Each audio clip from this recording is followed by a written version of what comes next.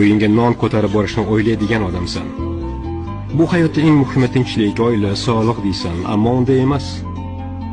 Eng muhimi pul.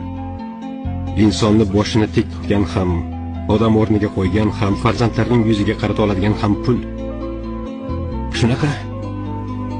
Ko'rib turibman, jahling chiqdi. Jahlni biladi. Senga maslahatim aslo taslim bo'lma. Agar taslim bo'lsang, barcha eshiklar yopiladi.